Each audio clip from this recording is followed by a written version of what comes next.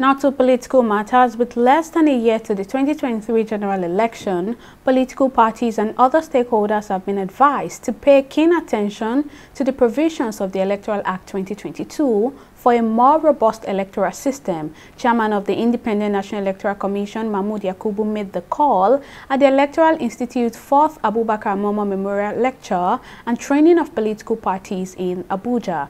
Our correspondent, Emeka Amako, was at the event and he compiled this report. As part of efforts to record a hitch-free general election in 2023, the Independent National Electoral Commission (INEC) has called the attention of all stakeholders to changes on the Electoral Act 2022. According to the INEC chairman, Mahmood Yakubu, these changes include the conduct of early party primaries by parties, technological changes in the electoral process, the Commission's power to review the decision of the returning officer, and overvoting based on the number of accredited voters.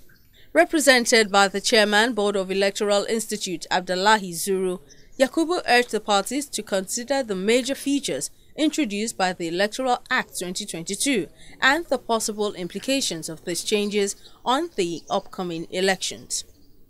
The conduct of early party primaries by political parties, technological changes in the electoral process, the Commission's power to review the decision of the returning officer, and overvoting based on the number of accredited voters. These new initiatives, as contained in the law, served as the bedrock for the reviewed regulations and guidelines for the conduct of elections 2022. He further commented on the legality of technological devices in the accreditation process for voters, which ensures a smooth and deepening electoral process.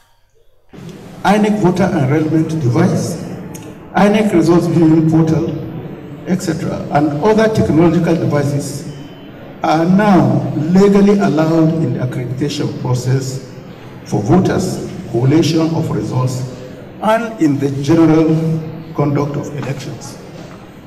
Please be assured that these innovations are intended to deepen the electoral process in our country, and their optimal performance in the just concluded gubernatorial elections in Ekiti and Osun states is an eloquent testimony to their electoral value. We shall only do more to consolidate their deployment in our elections. On his part, the Director General of the Electoral Institute, Saad Idris, attributed the challenges facing the nation's political development to the recurrence of legal cases before and after elections. The unfortunate preponderance of the many legal cases arising even from pre-election period up till today, after the conduct of elections, indeed have at many times brought a lot of challenges to the electoral process and our country's political development at large. It is hoped that with this lecture and the training for the political party executives, due influence can be brought to bear so that we can reduce the swift race to the courts that has characterized our political space in the last 10 years. Idris added that the Electoral Act 2022 has brought on board solutions to many issues that in the past have fueled endless litigations in our courts.